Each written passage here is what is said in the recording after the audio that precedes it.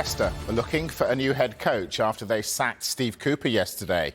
Well, Graham Potter was the early favourite, and our reporter Daniel Khan has more on this developing story. Hi, Dan. So, is there going to be some Potter magic at Leicester?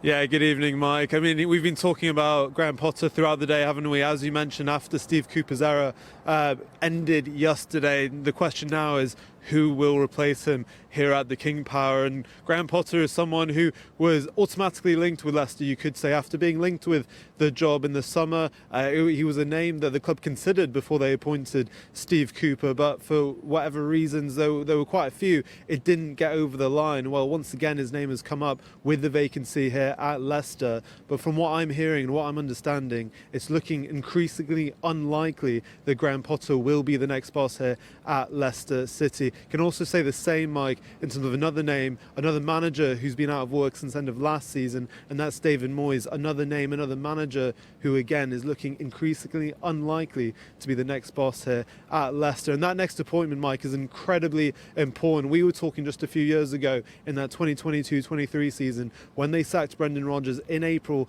of that season. They then gave Dean Smith 8 games to try and turn things around. They then went on to Enzo Maresca last season. He led them out of the Championship back to the Premier League. He then, of course, went to Chelsea, and now Steve Cooper has only lasted 12 games in the Premier League before his era has come to an end. So this next appointment is incredibly important, Mike, and it'll be the likes of the chairman, Kun Top, as well as the director of football, John Radkin, to really make this appointment, get this right, because that's what this club, that's what the fans are really desiring here at the King Power, and they'll also have a January transfer window to work with as well. So we'll wait and see. I know the club are working really hard to get this appointment done this week. They want someone in place for when they go to Brentford on Saturday. We'll have to wait and see who that'll be.